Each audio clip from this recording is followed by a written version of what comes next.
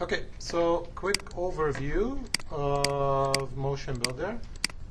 I'm going to show you where the sample folder is. So when you open it, I'll set you up with this so you guys know where, because it's sort of the first step. If you go in the previous folder, there's a bunch of motions here, previous moves. This comes already set up like as is from Motionbuilder, so you don't have to set up anything. So if you drag this guy in, you go open, you get a menu, merge or open. When you're first starting an empty scene, go open, it's okay. And you get another menu where takes, I'll explain this in a little bit. What takes is like, you can have one FBX file, Motionbuilder saves an FBX.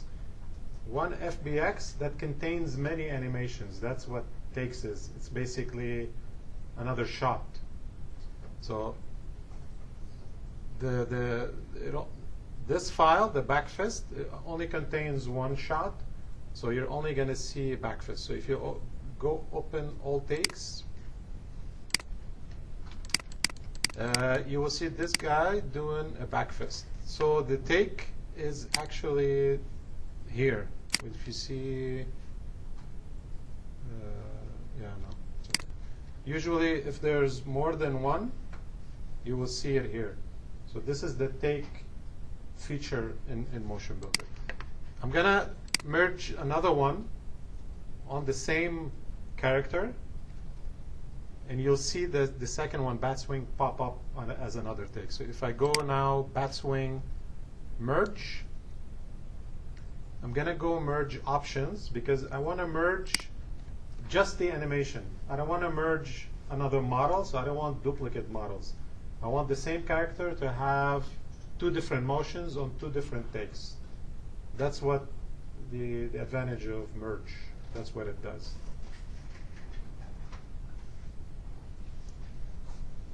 So you'll see here when you choose options, you get a little box.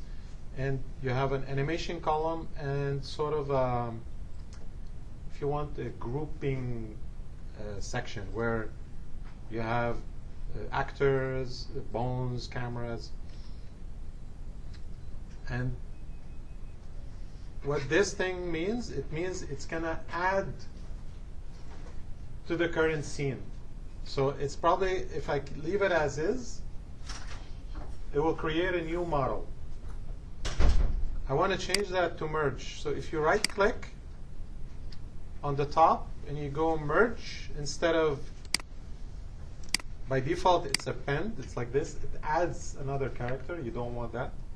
You might want that later. Once you add two characters, maybe they're the same character, but he's like transforming into another character. Let's say he's doing a hologram. That's when you use append, because you want the same character twice in your scene, if that's the case. But if you want one character with two different motions, you choose merge. So you merge, keep everything as is, and you go merge. So now you have back fist and bat swing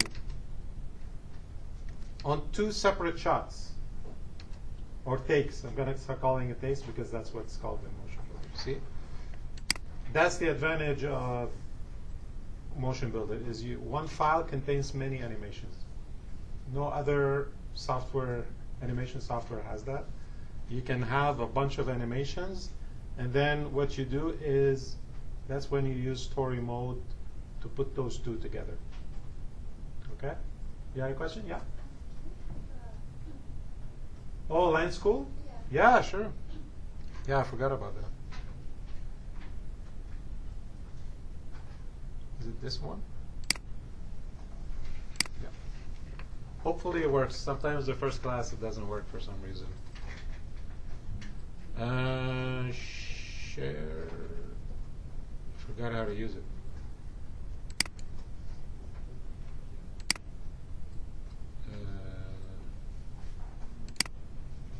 Show? No?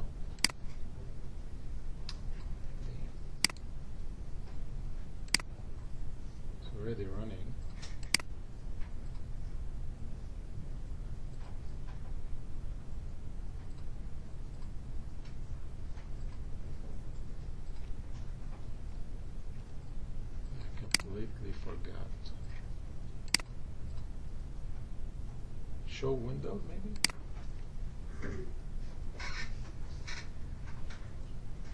Samar? Okay, good. All right. If you see a lag, sometimes the lag is just probably better look at the screen. Okay, so this is in a nutshell the takes. I'll show you where the other stuff is. So by default, it comes with the previous folder. If you right-click, add favorite path, go to the network. Hopefully it's accessible. I believe it's S drive, CGI, my name, and just select the samples folder. Okay?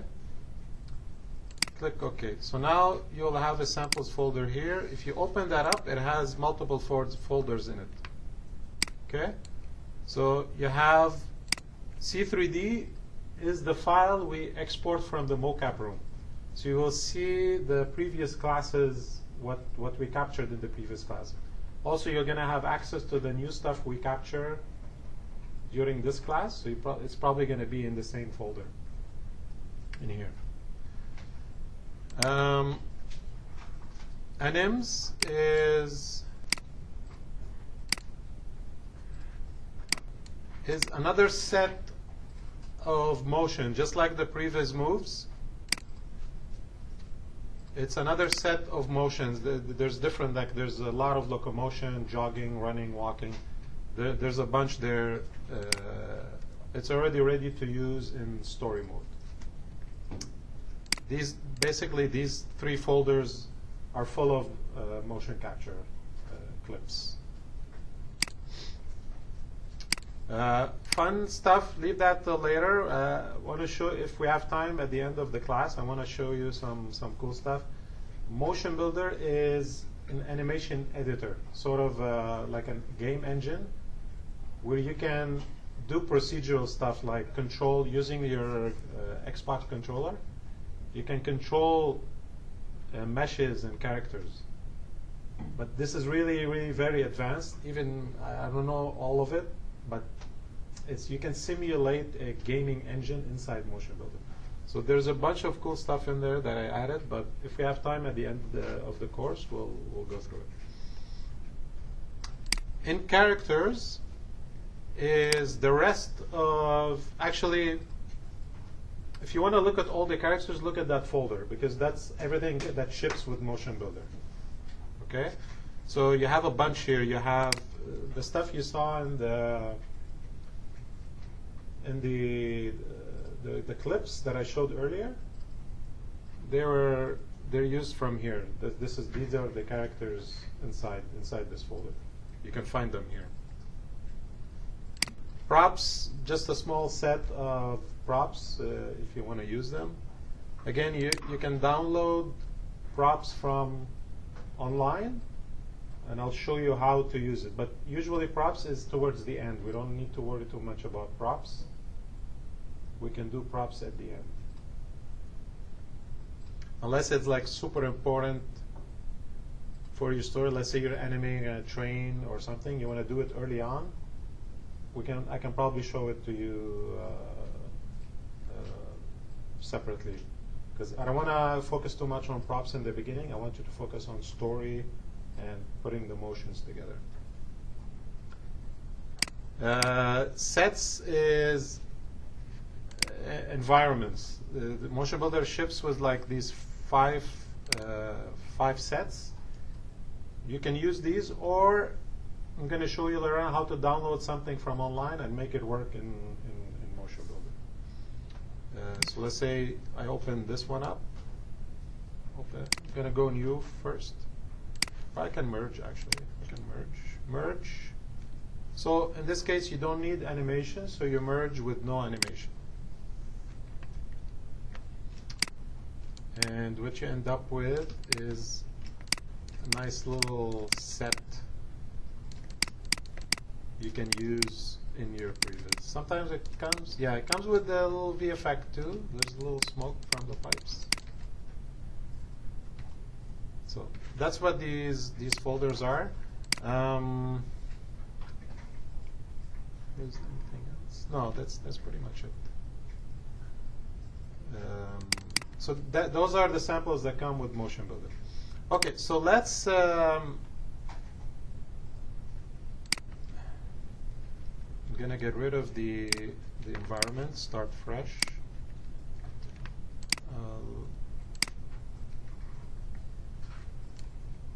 Open the backfist again. And merge the swing. Again, merge options. See, by default, the append comes back, so I'm going to change it to merge. So now we have bat swing and backfist. Okay, so I'm going to explain a little bit what you see on screen. So what you see on screen is joints and the mesh. So these joints are deforming the mesh, but there's no control rig yet. The control rig is, think of it as it goes on top of the joints and controls those joints. That's what a control rig is. You know, if you want to call it the one-word description for a control rig, because when you're building a model inside Maya, you know, you have your A pose or T pose, and you're putting joints, and those joints, these ones, are deforming the mesh. But if you can, I mean, technically you can animate with those joints. You can use forward kinematics and animate with by rotations and translation. But you need a control rig on top of the joints to be able to move those joints easily, in a more friendly way, in a more, instead of using FK, you're going to be using IK. So when you open something like this and you see joints, you need to take the animation on the joints and bake it on the control rig. So you need to, the scene is already set up to create a control rig, so all you need to do is bake it on the control rig. So the way to do this, there's a big blue button here on top. It's called the character button. You go down to bake, and you click on bake to control rig with the 3 dots. There's no control rig yet in your scene, so it's asking you, do you want to create an FK, IK control rig, or only an IK control rig? Always choose FK, IK, because you want both. The nice thing about Motionbuilder is it can handle both, and they're seamless. If anybody has animated in Maya with the control rigs, there's something that's called an IK switch. So you have to, if you want to animate FK, you want to move the, I'll explain what FK and IK in a bit. For kinematics, you rotate the joints individually. IK is, there's usually at the end of each limb, there's what we call an IK effector. So you grab that effector, and then you move the whole arm. So this is IK. Instead of rotating this joint, rotating this joint, rotating this joint, you're actually moving the whole arm in one motion. You'll see what I mean in a second. So always go FK, IK. You'll get a little box here. What this is telling you is it has a bunch of options. So the first one, if you have more than one motion in your scene, more than one take, you want to check this one on, because it will take each take and bake it on the control rig instead of doing it separately. So it will, because back fist and bat swing, right now they're on the skeleton, but you want to bake it on the control rig. So if you have this option, it will bake both. It will bake them both on the control rig. Because if you don't have it on, it will bake back fist alone, but the bat's wing won't have any motion on the control rig. So always put this on if you have more than one take. I usually remove constant key reducer. It will save the setting for next time, so you don't have to worry about the constant key reducer. And you go plot. So now what happened is it took the animation, created a control rig, and baked that motion on the control rig. Okay? So back fist is working, and bat's wing is working.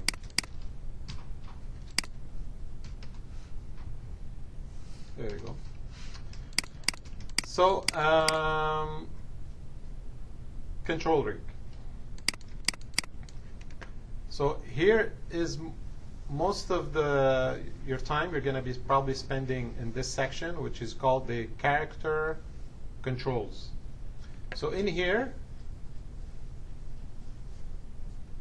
on top, I'll go through it super quick. I mean, we'll go more in depth next week about it. The first thing you'll see characters. So this, if you have more than one character, you're going to see more than one character here in the drop-down. Okay.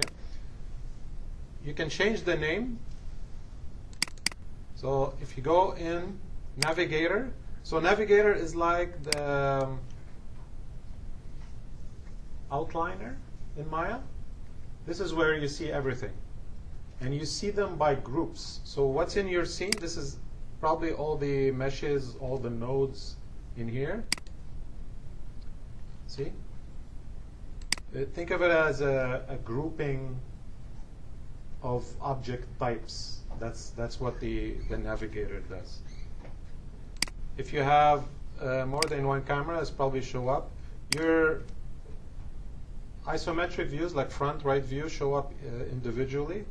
They have some settings here. If you double click on it, it will show some settings in the Navigator. And your character, the thing you see here, is here. So if you rename this guy to Sam, see, it changes up here. So this is super important later when you start building your stuff.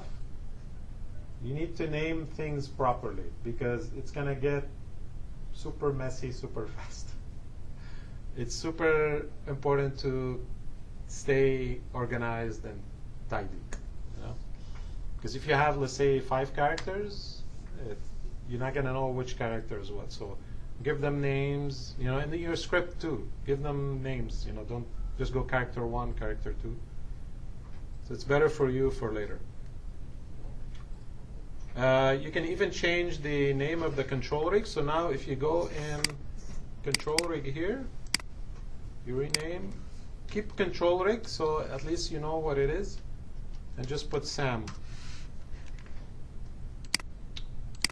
So now it's just, there's a refresh problem. So now it switches from control rig to Sam control rig. So right now this character is being controlled by its own control rig.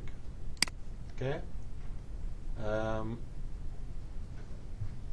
If for any reason the control rig goes haywire, you can revert back to the previous mode where you only saw the joints. So think of a character being driven by 2 things. The joints and the control rig. And the way to switch this is by source. The source. What is the source of this character? What's driving this character?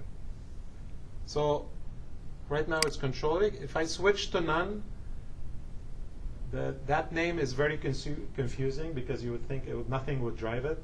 But it's actually, once you switch to none, it's actually being driven by the joints. So none means joints or the skeleton.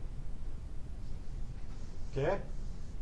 I know it's a bit confusing, but it's unfortunate that's what they named it. Somebody decided to put none to confuse everybody. Must have been a programmer. Yeah?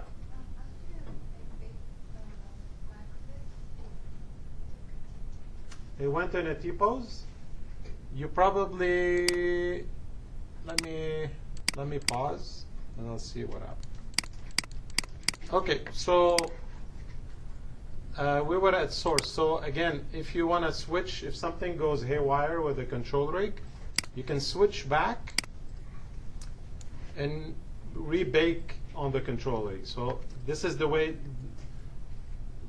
sort of think of it as a backup. If something goes wrong with the control rig, you can revert back to what it was before on the skeleton.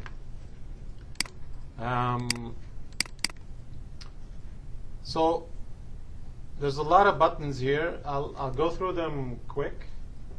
I don't want to overload it too much. So when I was talking about earlier about FK and IK, if you want to see the difference between the two rigs, it's right here.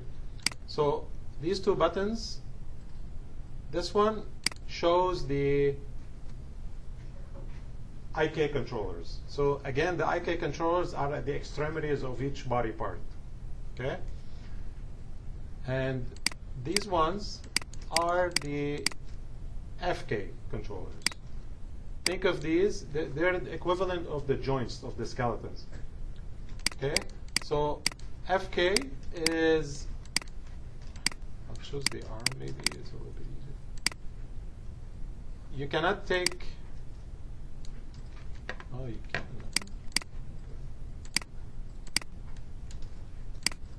Yeah, usually.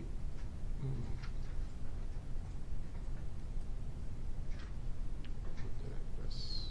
Rotation.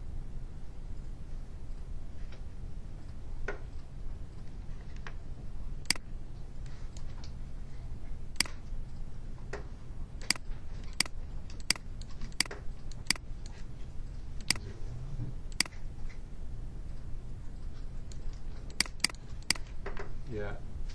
So even okay. So the FK controllers have some IK manipulators as well. I completely forgot about this. But the difference between FK and IK is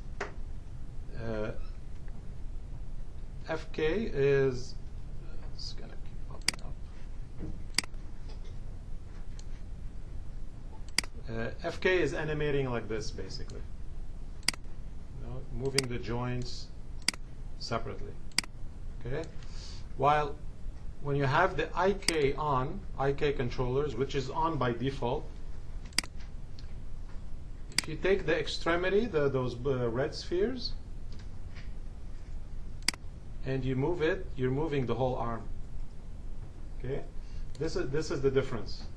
So instead of rotating each joint separately to get the pose that you want, you're grabbing the extremity and positioning it in space to get the pose. Okay.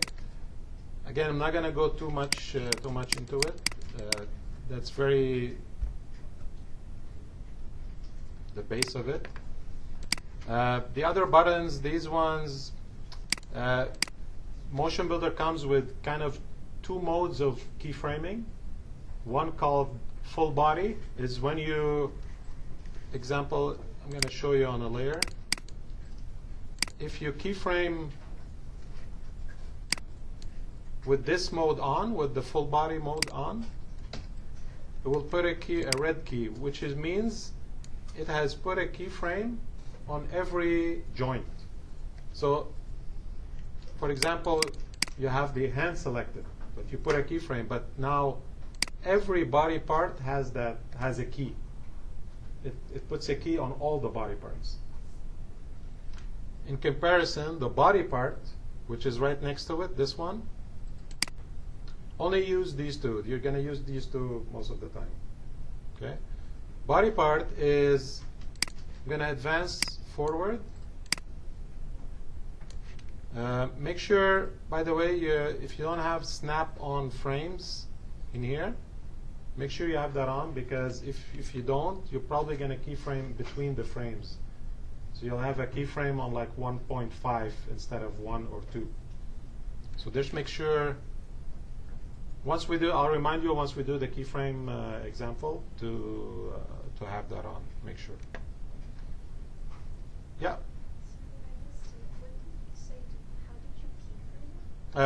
Pressing K. It's not recording anymore. What happened? Lost the little script. Super buggy.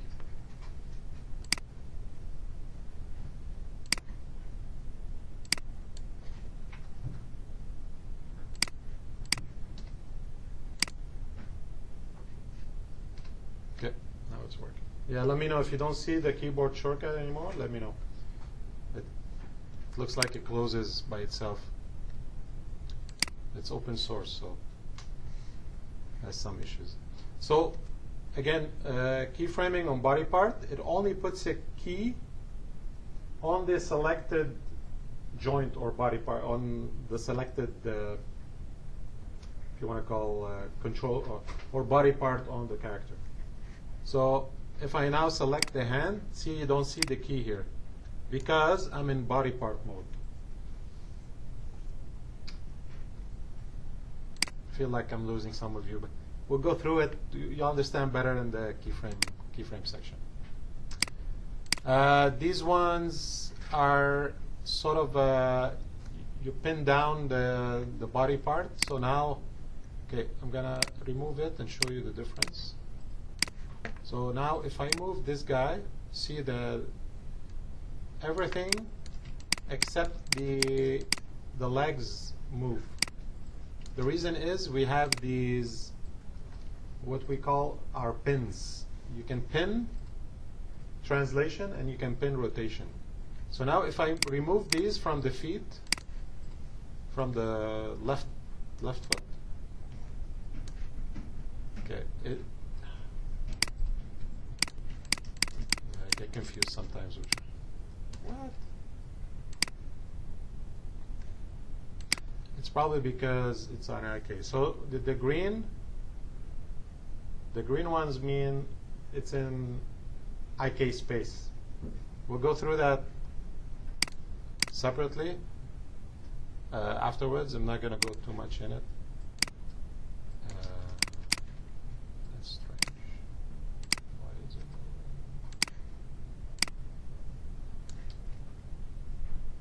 It's supposed to be locked. Okay, now it's working.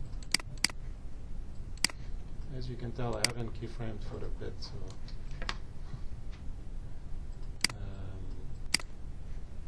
if I do this,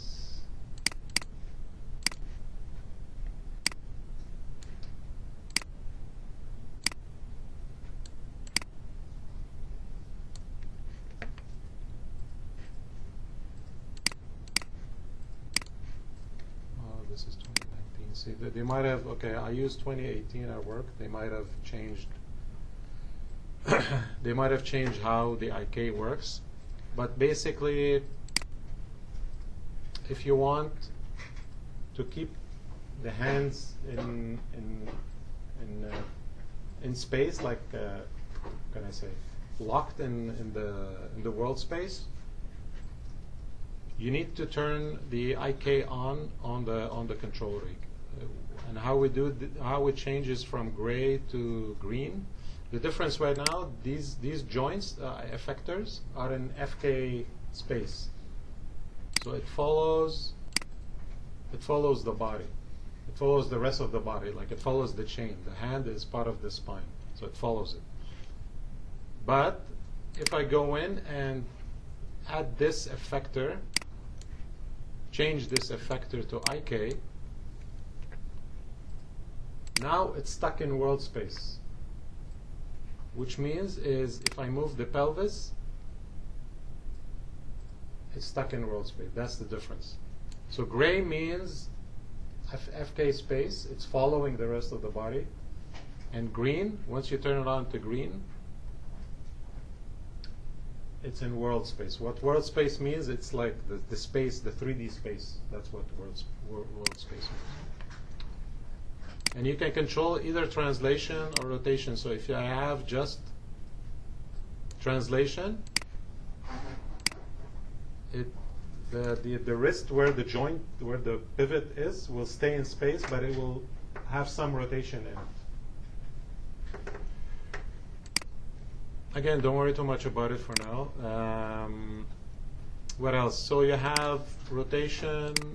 These are some of the manipulators, should I say. Translation, rotation, scale. We won't be doing too much scale because you can't scale the control rate. What you can do is you can scale the character when he is in T-pose in skeleton mode. Before you add a control rig on top, you can scale that character. Let's say you download the Mixamo character and he's too small. So you can globally scale this character before applying a control rig, because once the control rig is applied, no more scale. You can scale other objects. Let's say you have a prop.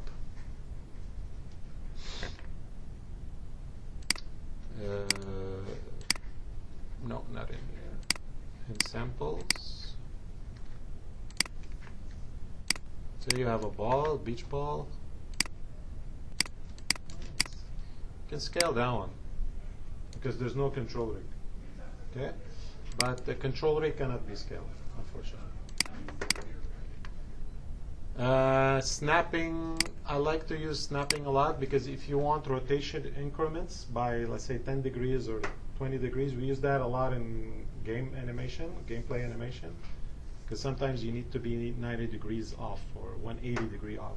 You can use snapping if you turn it on.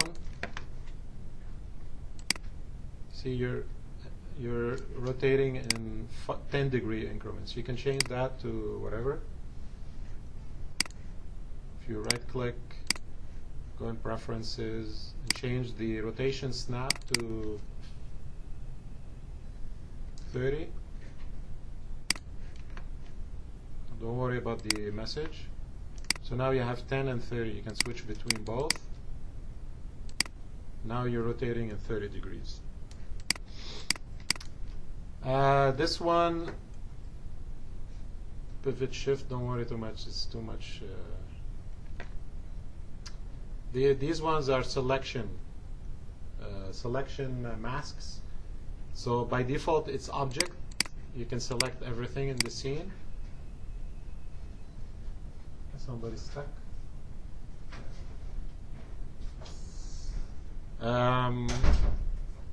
Can put on the camera.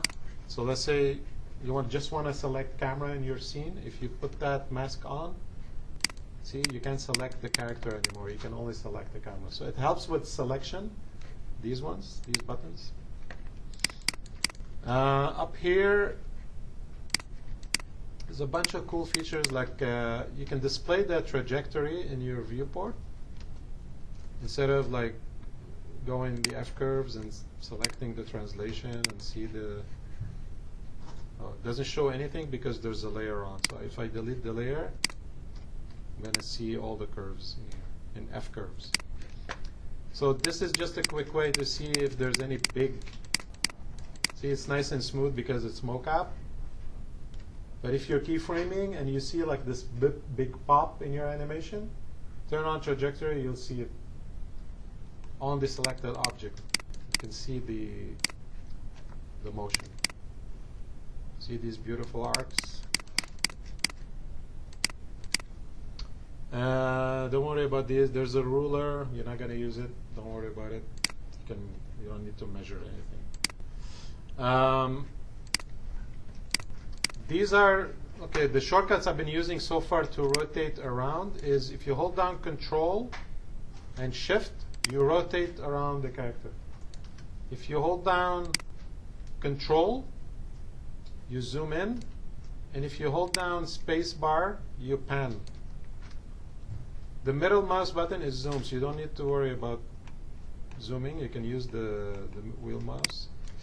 But these are the same functions.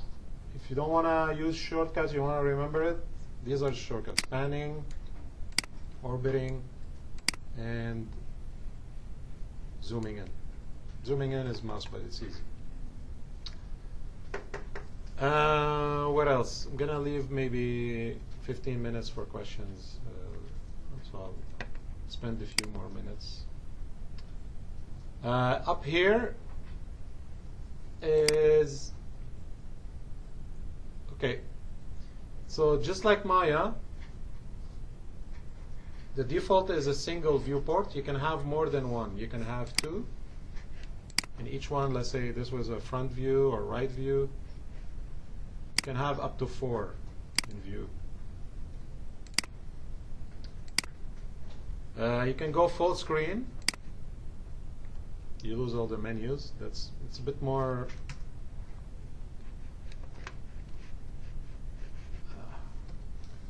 Alt Enter.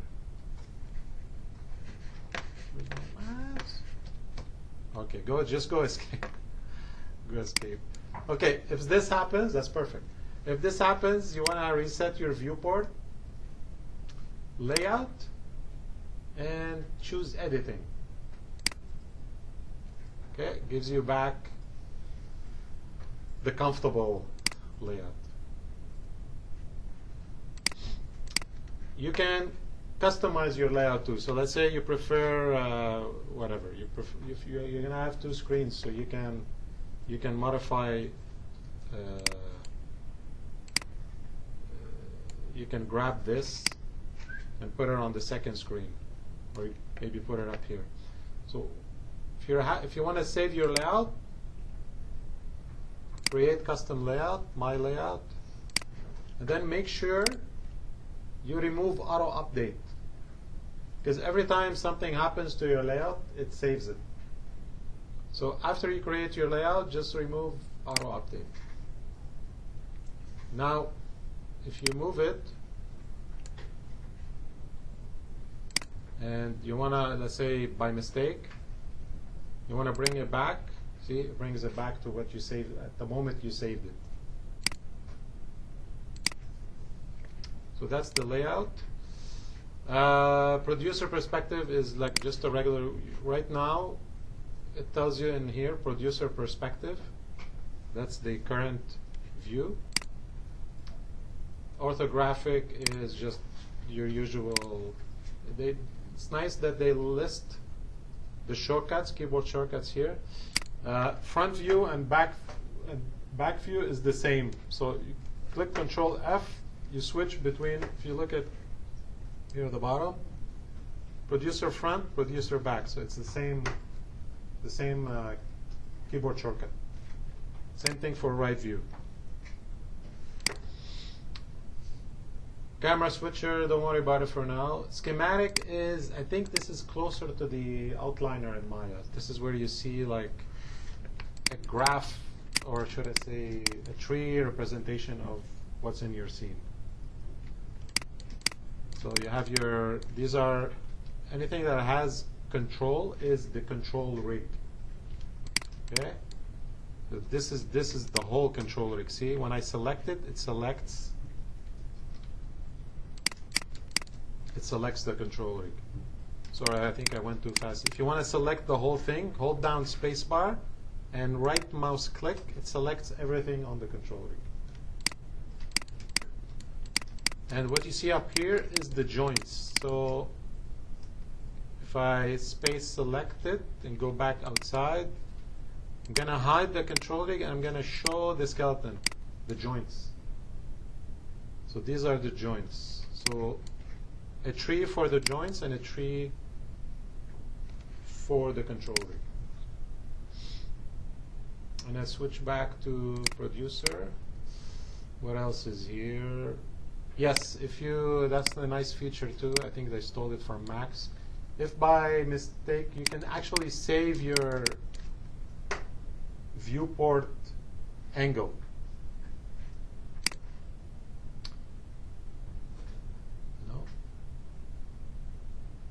Thought you could save it. Okay, never mind. So if you change it, you can undo. See, you can undo the last pan. Let's say you panned it by mistake or whatever. It's little things. Maybe you're going to use it, maybe not.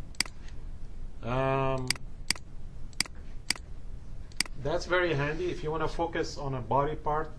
Let's say the hand. You don't, you want to do something specific. You select it.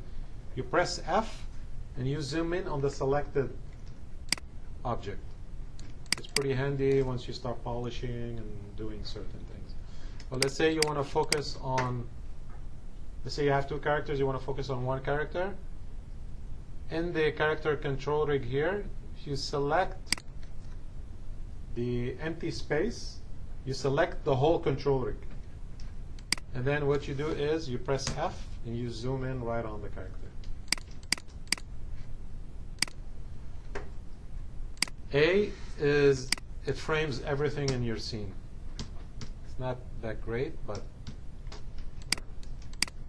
I prefer F, use F. Select something and just press F, it zooms in on the selected object. In display, you have three modes of display. You have normal, which is weird, usually. Okay, so normal is,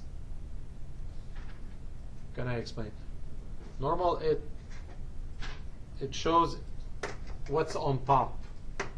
So right here you see the mesh because it's the polygons are on top of the control rig. So it shows sort of, think of it as depth. So what's on top of something else. So if I put a cube in here, it probably show just the sphere, just the ball. The other one, the X-ray, shows what's underneath. Okay. Yeah, and the models shows only the skin, so it hides the control rig. So if you go Control A, you cycle through all these modes. There's a shortcut right here, see? My preference is I always work in models only, and then use the picker here to pick my body parts. What do I have to animate? What?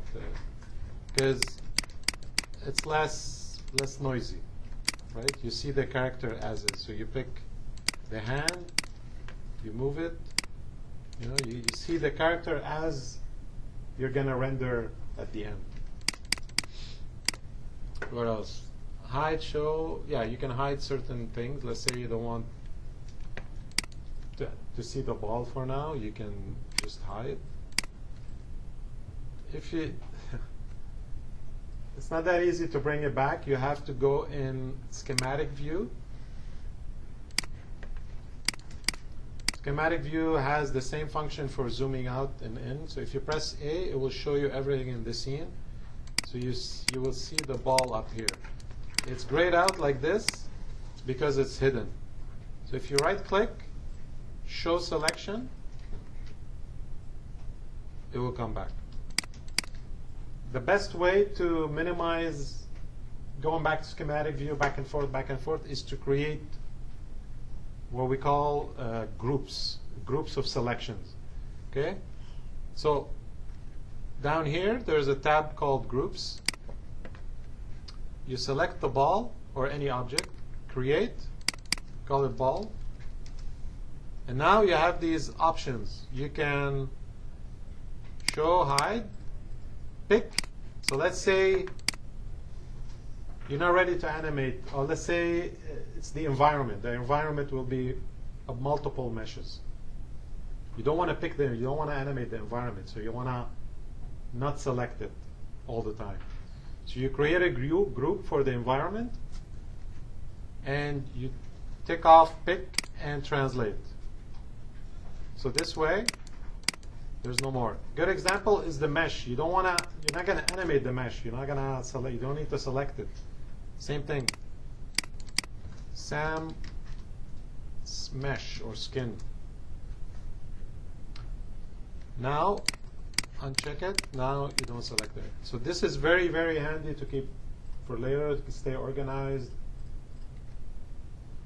and work user-friendly in your scene. So it's sort of a nice technique to keep to use. This one is you remove any chance of moving it or rotating it by mistake. The translation rotation scale.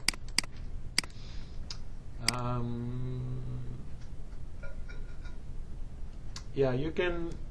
I'm not sure if you're going to use this. If by mistake you press 1, 2, 3, these are the shading modes, just like in Maya. So 1 is wireframe, 2 is, forgot what it was, flat. The one with the textures is 6. So if by mistake you press 1, where's my textures? Press 6, it will come back.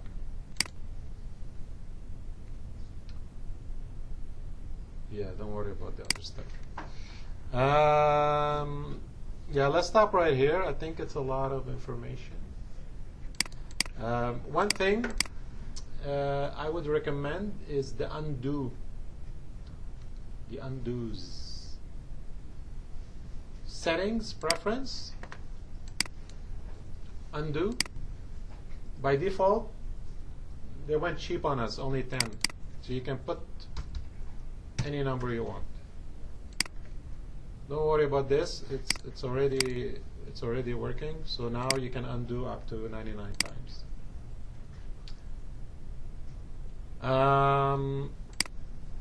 Is there any question? Do you want me to continue for 10 minutes? Any questions so far? No?